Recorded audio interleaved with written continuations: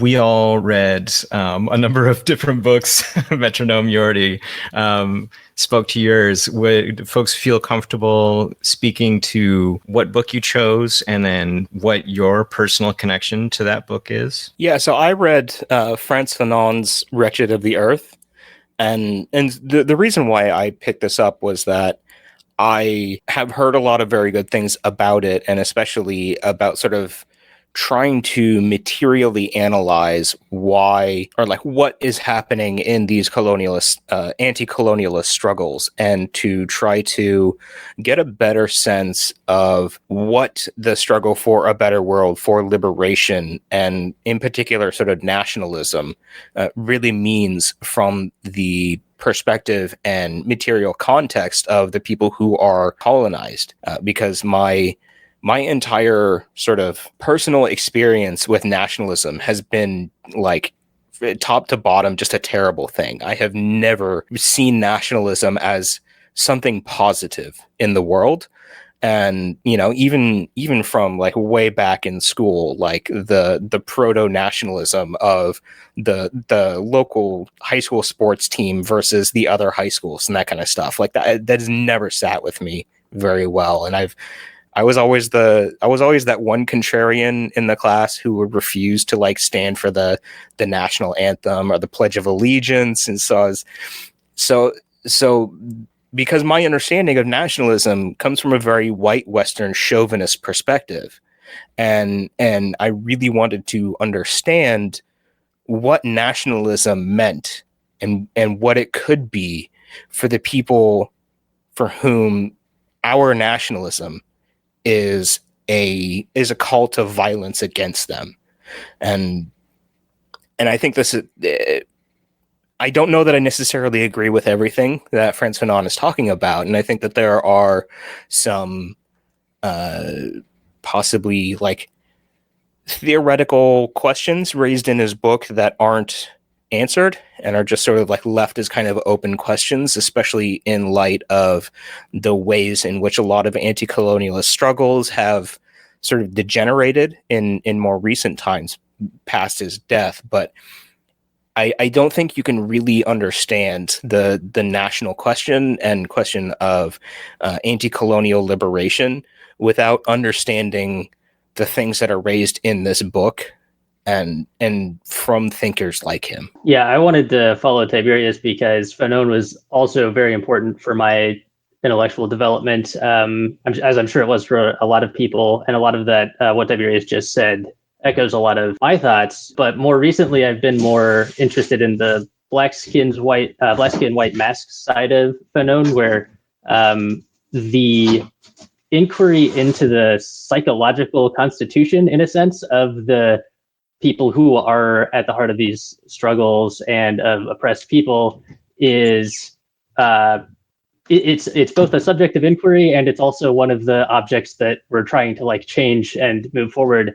Paulo Freire, who I have been studying as in-depth as time allows more recently, and who I'm relying on for talking to the subjects of education and decolonization in this context. Freire also relies pretty heavily on Fanon, and in particular on Fanon and on a psychoanalytic / philosophical thinker, Erich Fromm,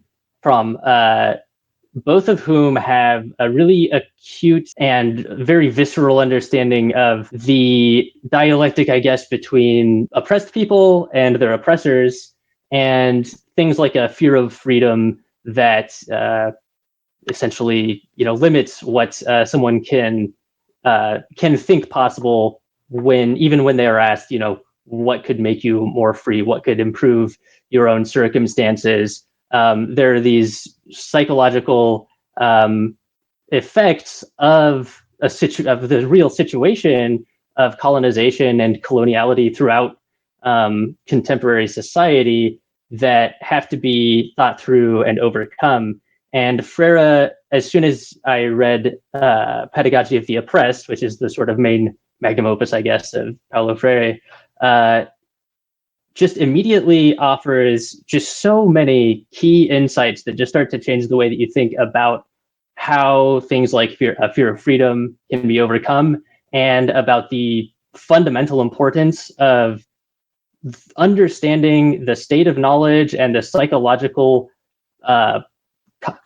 constitution, as well as how do you say, I don't know, the psychological situation and affect of people who are oppressed, and making that one of the things that you have to study and know and understand. So as soon as you have that insight, and there are many others, you can't say, well, you just have to read Marx or this or that like thing that has all the answers, and then everybody will get on the same page and we'll change society. You really have to go deeply into how is each individual subject that you're trying to make into a collectivity, how can they go from their current understanding of the world and their current psychological relationship to it into a more liberatory attitude that's able to look to the future.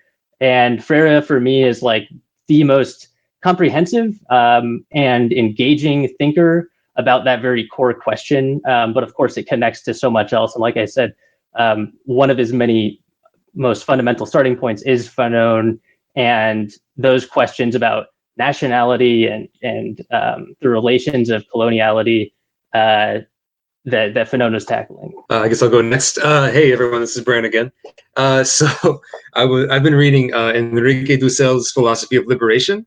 I didn't have enough time really to get to Césaire, but I could discuss Césaire. But what stuck out to me about this book is that he wrote it in he wrote it like after 1973. He had written it originally in 68, and then there's some additions that follow because of what happens. But for those who don't know, he's obviously not a household name like Paulo Freire and Frantz Fanon. He's the exiled liberation philosopher from Argentina. He left Argentina in 1973 because his house was bombed by the far right, and so he went to Mexico, and he's been there teaching since. And he's much bigger in Argentina and Venezuela and Mexico than he is like in the U.S., where someone like Fanon is so much more of a household name.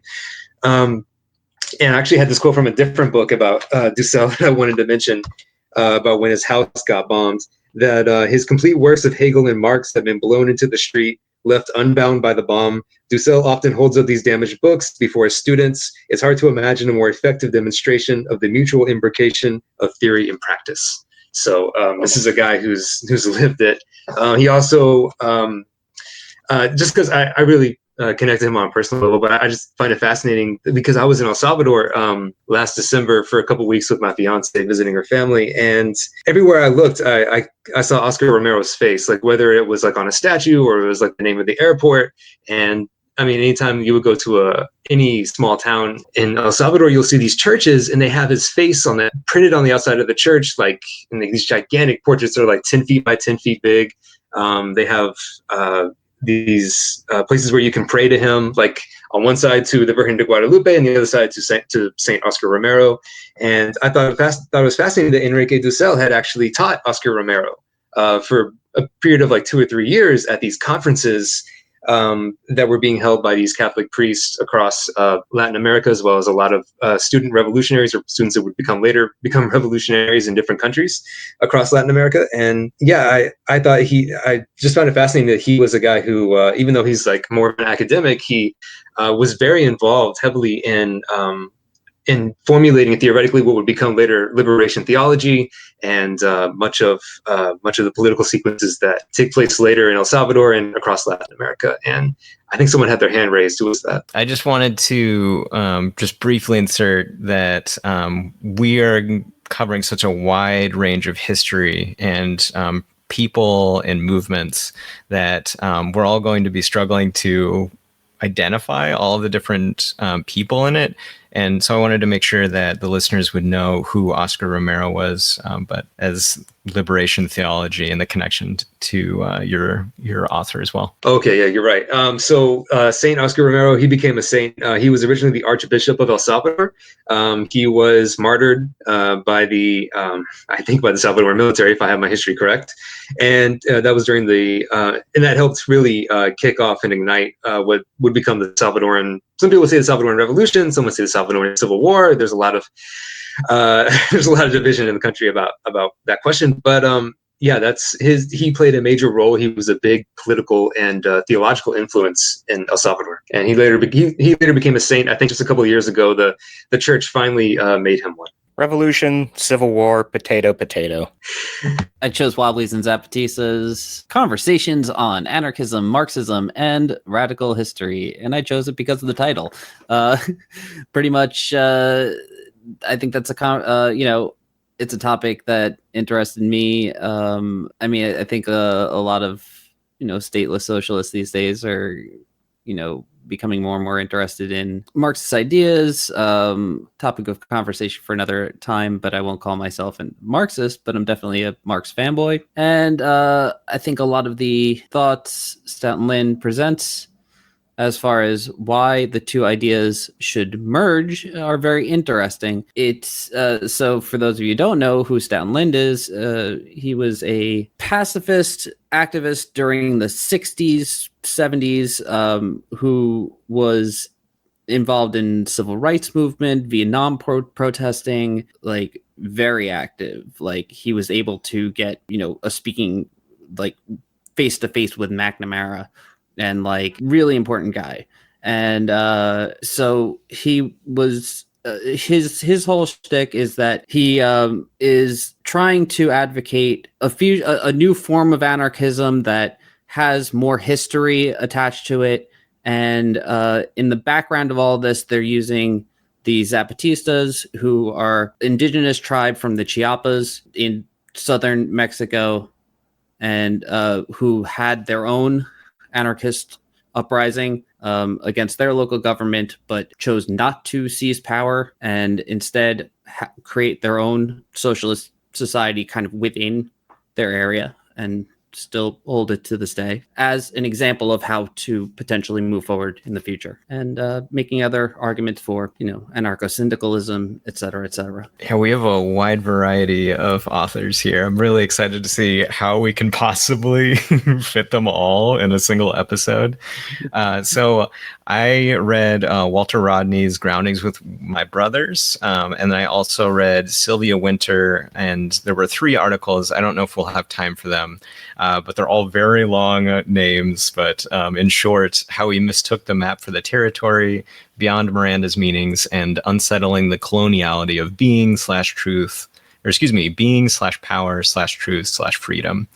And for me, my organizing and my education, as I spoke to earlier, is motivated a lot out of my emotions and my personal experiences, and also my recognition that because of the structural conditions that we live in and the histories that shape us, many of the things and many of my emotions and feelings and desire for connection are things that are no longer possible or have to be mediated or liberated, or in my case, decolonized. And so like there's a book called Unsettling Ourselves that was really central to me for being able to kind of recognize that as, a Midwestern boy kind of coming out of a relatively small town. And for me, I was also trying to reconcile those personal interests, and especially now after many years of organizing at this point, how I can reconcile myself, my